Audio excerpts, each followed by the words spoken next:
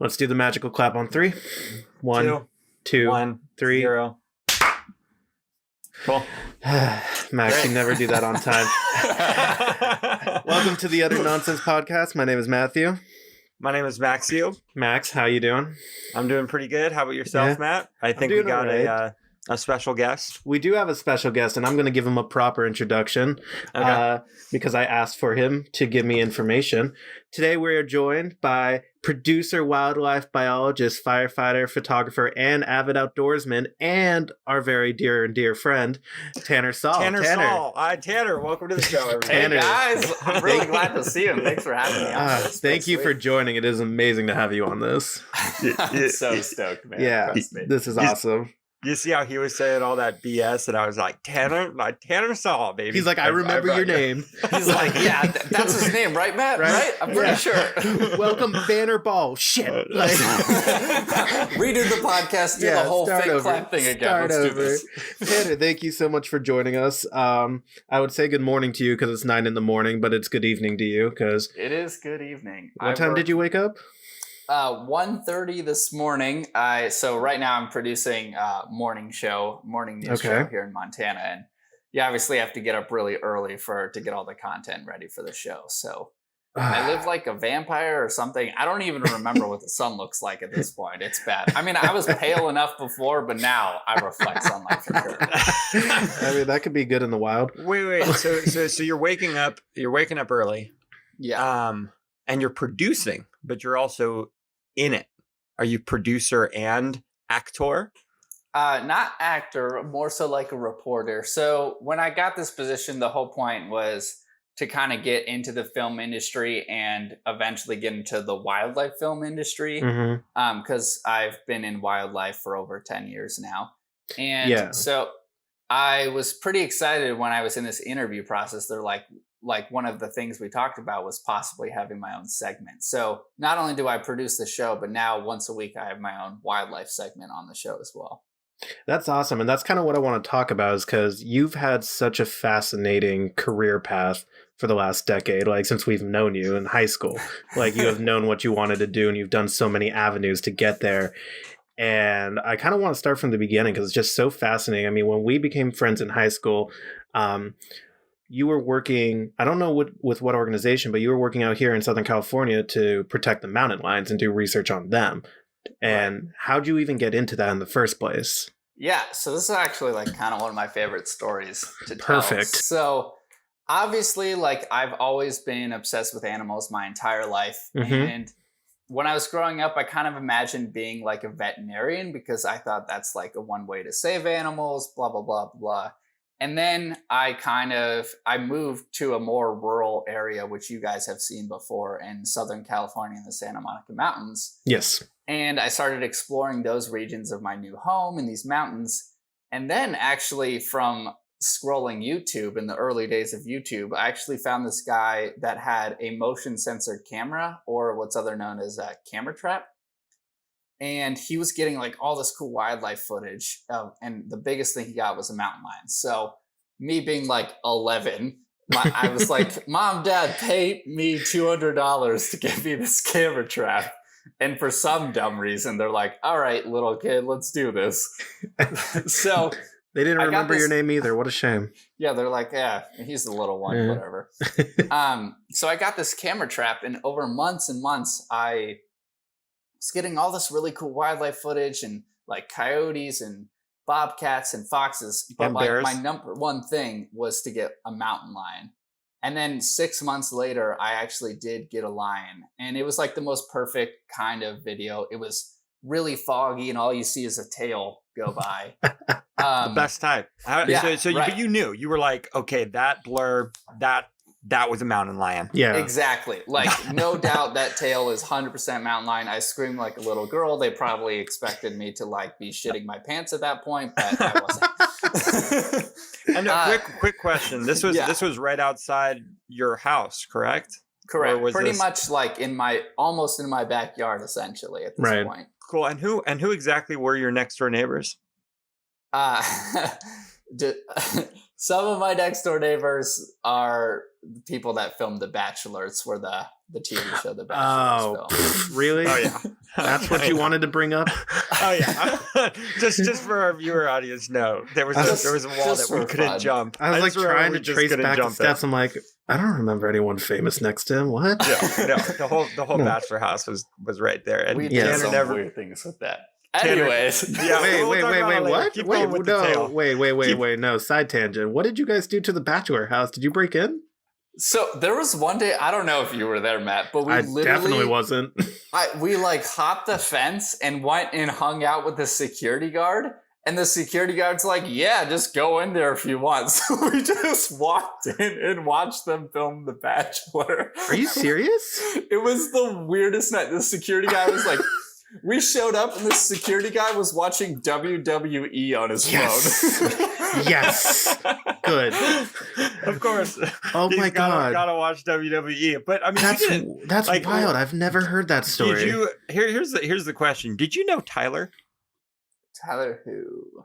Wait, isn't that the new Bachelor? Isn't that what his name is, Tyler? Or who is that old guy? He's from us. He's from what's his name's brother? The pilot. Yeah. What's his name's brother? Yeah. Did you know him? Personally, kind of, but we all kind of knew him. Jake's brother. Did he live in that area? I thought he's from Agora. He's from Agora. Right. The Bachelor guy is from Agora. Right. No, you're talking about the guy from last season. Yeah. Yeah. I don't know which season. Oh, geez. We are terrible human beings. Yeah, are we really? That we don't know his name? Yeah, Mr. Schlaboobalibadoo. That guy we once knew, but he's famous now. Enter name here. Is enter name. But yeah, okay. So wait, back to the thing. So you just found your first mountain lion. Just found first mountain lion. Yeah, side tangent. So I just found my first mountain lion on camera, and then a couple weeks later, I got another video of the same lion, but it was in the daytime, and he's walking toward the camera. And in this video, you actually see a blue ear tag in his left ear and a big collar on him. And at that point, I didn't even know there was such thing as wildlife research. So actually, I posted on YouTube and I think Facebook as well, and asked, does anyone know what this is or what's going on? And long story kind of short here, I got into touch with the biologist that put that collar on that mountain lion, and he explained mountain lion research to me. And that specific mountain lion, he was named P12, and the collar actually prematurely died, so we didn't know where that lion was at the time. So over a couple of months, I was working back and forth with him about, hey, look, the lion's on the camera. This is his location now. So sort of building that relationship. And then by 16 years old, I ended up working for the National Park Service, capturing and collaring mountain lions for them throughout high school, which was a blast. Yeah, I mean, that was like the coolest thing ever. Was that before? Like, when did you get the big time award? There was the Young Naturalist Award. Is that what it was? Yeah. Wow. I can't believe you even remember that. Look at you. Wow. Can't remember my name, but remembers my award. He pulled that one out. Tanner Paul, you got this. Oh my God. Yeah, I got that when I was 17, right? My senior year of high school. And what was it? It was this big national award by the American Museum of Natural History in New York and the Alcoa Foundation. And it was based on research that I did in downtown Los Angeles on a really urban population of mountain lions. I mean, that's amazing to be 17, a senior in high school, and to get a nationally acclaimed award for your research. I mean, that's not something. Cool. Yeah, that's not something anyone can really say. Yeah, and back to those urban mountain lions. If you just watch Cats the movie, you'll see them. Those urban. Yeah, I don't think I ever want to watch Cats the movie. No offense to that movie, but Cats the movie is a bad acid trip. Like, it is not meant to be enjoyed. So that's what it's like. Yeah. They have like a bunch of famous people and they still couldn't pull it off. They just had to wear Cats costumes. I was like, no, 90% of it's going to be CGI. We'll make it work. And it did not work. It did not work. It was unfortunate. You know, if they put Tanner's Mountain Lions in there, it would be a whole different movie. Like Gladiators. It'll be definitely. I think James Corden would be dead if that was the case. It jumped him. So I have a question before we get to our next segment. So you got Steve Irwin, Bear Grylls, and then the Survivor Man. all on an island, which one would you want to hang out with the most? So Steve Irwin's back from the dead? He's Yes. back. Oh, he's back. Yeah. Oh, So he's I back. would That'd be awkward if it was just Steve Irwin's corpse. I don't know. Max is a little weird, so who knows? I'm just like dragging Steve Irwin's corpse. I'm like, trust me, he's amazing. Come on. It's like Wilson. Like instead of Wilson, Yeah. Steve Irwin's Steve Rockies. No, okay, but yeah. So probably like I can't say no to Steve Irwin. Like the guy just exudes passion for wildlife and conservation. So he would be my number one. But for surviving skills, for sure, Les Stroud. And I like, no offense to really Bear Grylls, but I could care less about it. Wow, look at that! I totally agree. He's a big listener, so you're gonna set some fireworks off. He's our top listener, actually. Yeah, he is. But here's the thing about Steve Irwin. Did he at all move? Who is kind of your motivation in the natural wildlife museum stuff? Yeah, I mean, I can't say like Survivorman for sure, Les Stroud definitely, but Jeff Corwin and Steve Irwin were my two biggest probably influencers of animals. Like both of them had wildlife shows, I believe, on Animal Planet. And both of them had like this really awesome, outstanding compassion for conservation and just like super stoked about seeing animals, which how could you not be excited? And it helps with the catchphrase "crikey" for sure. 100%. Crocky. But yeah, here's Jeff. Jeff who? Is he the guy on Zaboomafoo? I remember watching that on Animal I Channel. never really Zaboomafoo? watched that show. Jeff Corwin, he's more of like a reptilian guy doing with herps. But he had the Jeff Corwin experience when I was a kid. Okay. I never watched Jeff Corwin. I might need to. Dude, I saw two things. One, Zaboomafoo. You guys both didn't watch Zaboomafoo? That had a sounds like lemur in it, right? That's all I remember. It had lemur, and they brought in a new animal every day. It was like my childhood. Like, no, okay, Zaboomafoo. No idea. No, okay. Was it Nickelodeon or something? It was not. I think it was Animal Planet because it had to do with animals. But now back to just because it's on Animal Planet doesn't. That makes sense. Can't argue that. But yeah, no. So Jeff Corman. So he did something. Okay. I'm gonna Steal it from you now. Something with Now you're stuff. just improvising. Yeah. All right. So you graduate high school. You went to University of Montana for wildlife biology.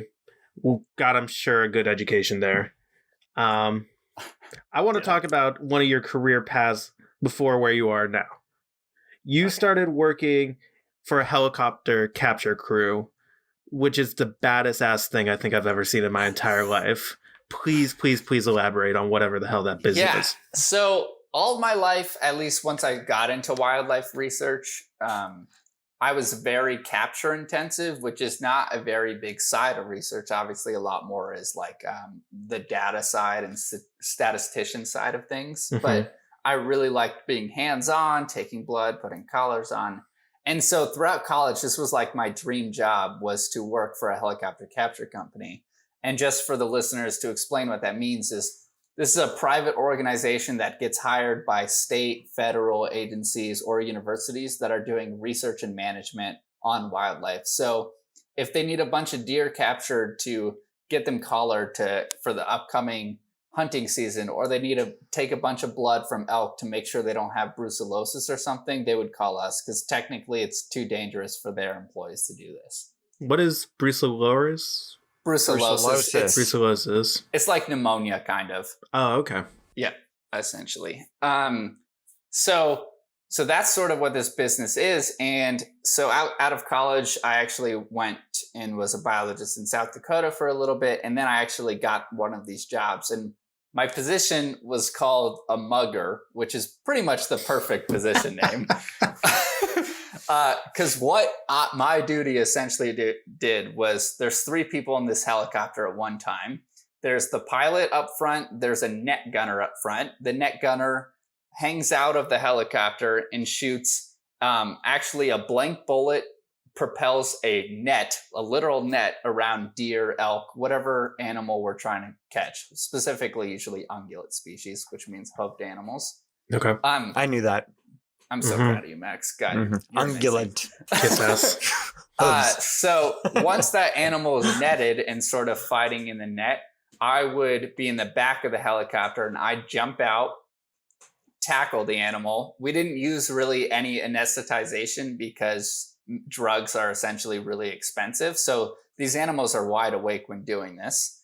So I'd tackle the animal and then I'd have belts tied around my waist and I'd pull the net off and I would basically look like I'm manhandling this animal and pushing one leg with my body weight and another leg with my arms down so they kind of cross over. And then I'll tie their legs together with belts. So then they're kind of hog-tied with all four legs eventually. And once that's done, then I'll put a collar on them. I'll take nasal swabs, measurements, or take blood, whatever the biologists on the ground want us to do, essentially, that we're hired for. Or a lot of times, if it's like something with bighorn sheep, I actually put them in this helicopter bag, and then the helicopter flies above my head, and I'll tie a rope to the base of the helicopter, and they'll carry it back to other biologists. Wow. So can I ask you a question? How tall are you, Tanner? I'm 6 feet. You're 6 feet. Just how barely. big is one of these hooved Animals. Ungulates. It totally depends. So I'll just give you like some fun stories. So my first time ever capturing animals, like I got barely any training with this, was with bighorn sheep. And as you can imagine, they have big horns on their head. Makes and sense. I was tackling this sheep to the ground, and the ram actually headbutted my jaw. And I had I like bit through my cheek, so I had a big hole in my cheek. Oh God, that's my worst nightmare. I mean the thing about rams and everything is like they couldn't they like rupture shit if they hit you in the wrong way? They could totally kill me. Everything we do, like dealing with animals with antlers, like bull elk or bucks, like male deer, they could, like, we had one guy that's been punctured by them. It's a very dangerous position for sure. It sounds like you took a Jackass skit and basically made a career out of it.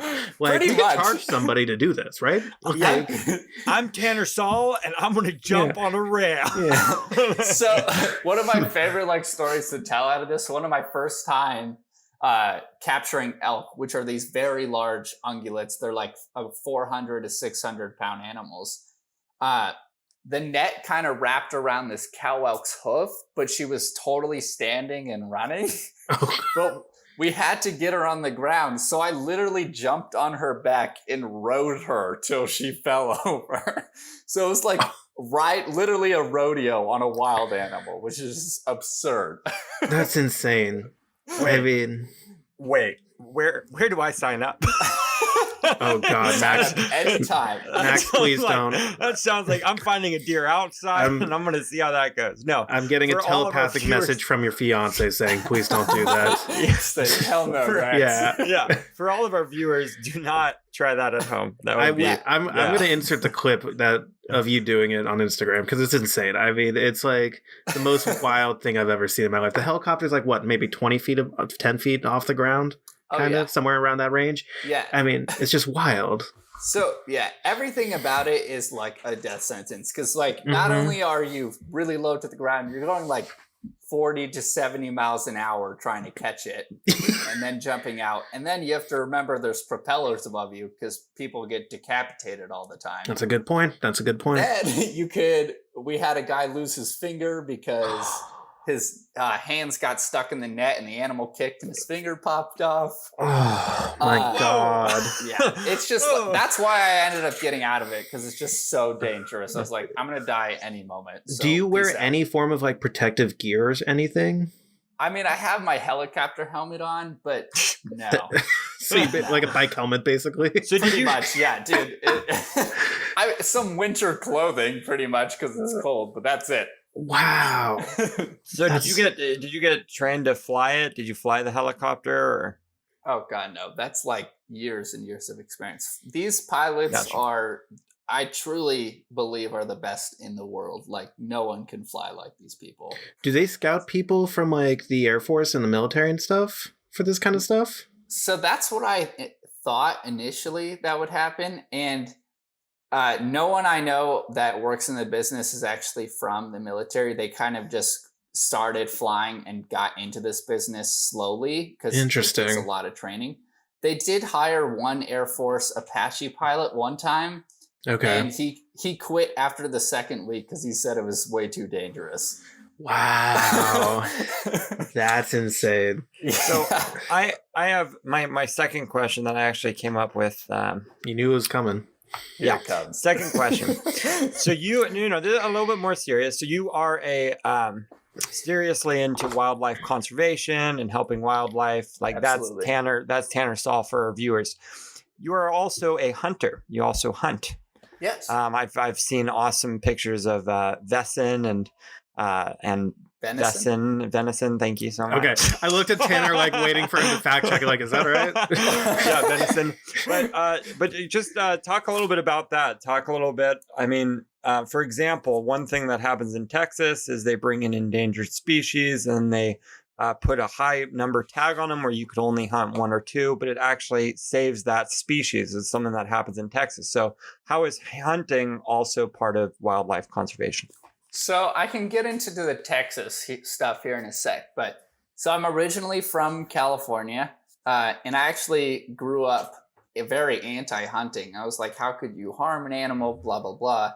And then I moved to Montana and learned one thing which was great about my education. I learned how much hunting is actual wildlife conservation. So specifically speaking, like here in Montana, I think it's 86% of the funding for wildlife research here is from hunting tags. So without hunting tags, there would be basically no wildlife research. And for one thing, the hunt is an amazing experience and you get meat, which I think is also really great. And you're always out in the woods, which is also a really cool kind of primitive connection with the landscape. But the biggest thing is still that if you're kind of shooting and harvesting these animals, you're actually managing a population of animals because they only give out a certain number of tags by a specific unit. So basically what that does is because human infringement sadly is a thing and the world's overpopulated, it's almost impossible to coexist with wildlife anyways on a normal ecosystem level. So essentially we're just culling sort of these herds for management purposes because anywhere humans are impacting landscapes, which is pretty much everywhere, is those animals need to be managed properly. Interesting. Yep. And I mean, yeah, you go first, Max. Like I said, I mean, you just basically summed it up.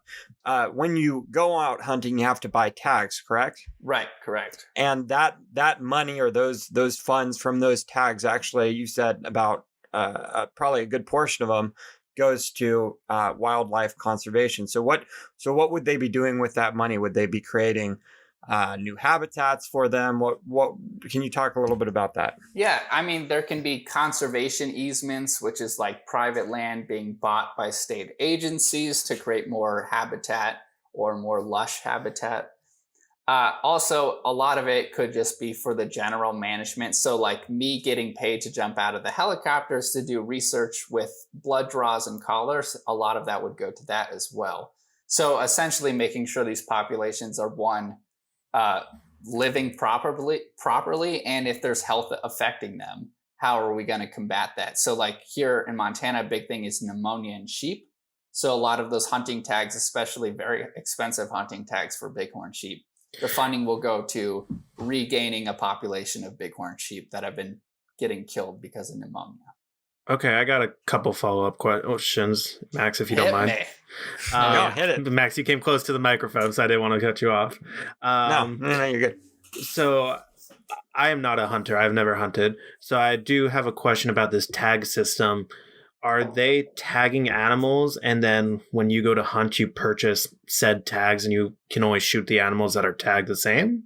How does that process work? I don't really understand the system behind it. So do you mean when they're tagging animals by like when they're collaring them? Well, you mentioned that like the hunters, when you go to hunt, you buy tags for the animals. Oh, gotcha. Okay. Right. So over here, there's different ways to do this. There's Mhm. over the counter tags and there's lottery tags that you can put in for. But let's just pretend that we're going to an over the counter tag. So that works in a multiple numbers of units throughout the state. Okay. And in those areas, you can shoot any, let's say it's a general deer tag, which means you can shoot any buck that has antlers bigger than 6 inches. Okay. Did That makes more sense. Yeah. Okay. It's just So basically, what you're saying is you purchase this tag, and then the tag will say deer. You can go hunt said deer, but when you purchase said tag, that money is of course going into wildlife conservation Right. and also the state and all of right. that jazz. Okay. I didn't know how specific the tag gets to where it's literally like you have this 9-digit number, you know, and you have to find the 9-digit number on the deer to shoot them. That would be insane. I know. Make it really hard. Like you have a scanner going through the forest, like Right. beep, beep, beep, beep, beep. Oh, it's over there. You know, like. I have one last question because that actually brought me up to my Fine. second one. Lottery. I love the cool thing about lottery tags. Have you ever done a lottery tag or anything like that? Yeah. So there's what's considered like trophy units here, and you put in, and maybe every 20 years you might get that specific tag. So like one of the big lottery tags is you spend $10 to put in for a bighorn sheep ram in a nice bighorn sheep specific hunting unit. Which again, because so many people put in for that tag, that's a bunch of money that one isn't being used in the field because only 1 or 10 people might get it. And hundreds of people are filing for that. So lottery tags are really cool in that sense. Have you won a lottery tag? Have I won one? Have you done it? Have you done a lottery? I have put in for. I've never gotten one before. One of these days.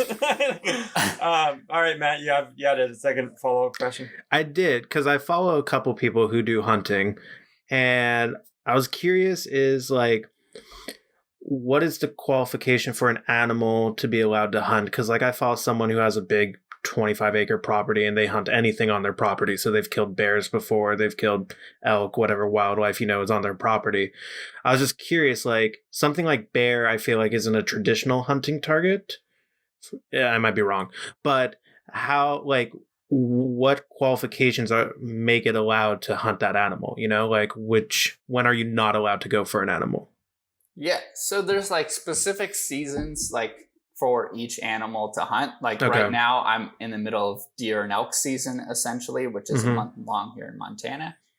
But there's different seasons obviously for each animal. And if you're okay with any kind of hunting, I think if you're okay with killing deer, although personally I've never killed a predator such as a bear, you should be okay with killing carnivores as well, because that's also managing the population. Because if you decided I'm only going to kill deer and anyone that's killing carnivores is bad because I love carnivores, you're essentially killing the deer population, because then there's going to be an overpopulation of bears and a smaller population of deer, essentially. So you can't play favoritism.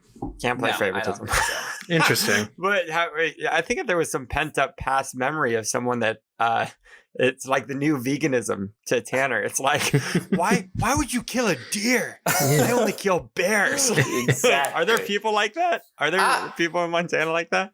I'm sure there are. What I really, really love though about hunters for the most part, there's like poachers and big trophy hunters that I don't really respect, but most people are really ethical people. And like you're here in any state, if you kill an animal, it's illegal just to shoot it and take the head. You have to take all of the meat off of it. Like you have to keep that with you. Do you? Wow. That was going to actually be a question too. So you can't just hunt for sport. You have to actually use the animal. Right. Yeah. It is definitely illegal. Yeah. Does the hunter specifically have to do that? Is there, if the hunter doesn't know how to do that, is there a place you can take the animal for them to do it? Yeah, if the hunter decides he like doesn't want to eat the meat and might just want the head, there's like food drives and homeless shelters you can definitely donate the meat to. Okay. But I've never really met a hunter here that does that. Everyone Right. here just eats their meat. Yep. So just to clarify, hunting helps with conservation. I want to move on to another topic because obviously we're coming up to where you're at right now, which is production of this great show. And then you do a really cool segment for the show. What's the segment called? And can you talk a little bit about that? Yeah. So I produce the morning show here in Montana. It's called Montana This Morning. And then every Wednesdays, I have a segment that just aired this morning and will air later tonight in the evening show called A Wilder View. And essentially all it is me going into a discussion of like cool either ecological or physiological characteristics of animals. So like one segment I talked about how pronghorn antelope that are the fastest land mammal in North America. And the reason behind that is they don't have predators today, but back in historic times, they used to be running from American cheetahs. So that's why they're so fast. Okay. American cheetahs. Correct. You never seen the Cheetah Girls? They're always running. They're like, let's go. Oh my god. Could you imagine? Wait. We had cheetahs, or is this like an extinct species of cat that we used to have? Or yeah, definitely extinct. So the American cheetah is definitely a lot different than what you would think about as a normal today's African cheetah. It actually probably looked more like a skinny mountain lion with longer limbs, essentially. Okay. Oh, El Chupacabra. I got you. Yeah. Watch, if you find watch one, out. let me know. Tanner, we got one. So you do the show, and when it comes to like, are you like gonna transition the show to kind of a Steve Irwin? I'm gonna jump out into a tree with a poisonous rattlesnake and grab a branch and bring it all the way down, and then it snaps right really close to my face, and I go, "Crockies, she's beaut." You can't tell what Max wants to be. Clearly, Steve Irwin. Yeah, I can tell right now. Like, what's the game plan for Tanner in the next couple years to what's kind of the end goal? Yeah, so at first it was, I always had, like, when you guys knew me in high school, always knew I was going to be a biologist. And when I became a biologist, I realized like this translation of research through publications. So we publish all this data in research, articles like in Nature and Science. But the only other people that really read that stuff are scientists. Right. And I want to kind of bridge that gap with the public and to promote coexistence, essentially. So whether that's through a show or working on wildlife films that preaches that stuff, I think I'll be really happy. And I hope that one day to work for like Discovery or Nat Geo. I literally send like 20 emails a week to Nat Geo. Please, Nat Geo, if you're listening. You just sending thirsty DMs like, hey, did you notice my latest post? They're like, shit, it's this. Yeah, a lot of kissy emojis. Like, I was thinking about you last night. Bob, he's sexting me again. Oh my goodness. Why is it like this? I think that's the way to do it. I mean, if you want something, you go for it, and you keep on reaching out, and you just keep going. At the end of the day, you just can't stop. And I'm going to keep speak. sending. Be that girl that you just want to break up with, but she won't let you. That's you, Tim. Wow, that analogy scares me. Is that personal? Yeah.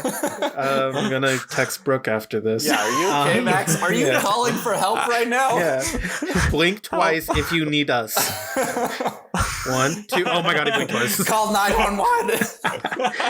No, I'm going to speak on behalf of both of us, Max, because I think both of us can agree that we're obviously cheering for you, Tanner, and we can see a long and bright and prosperous future of you hosting a show at some point in the future. I mean, I would definitely watch it.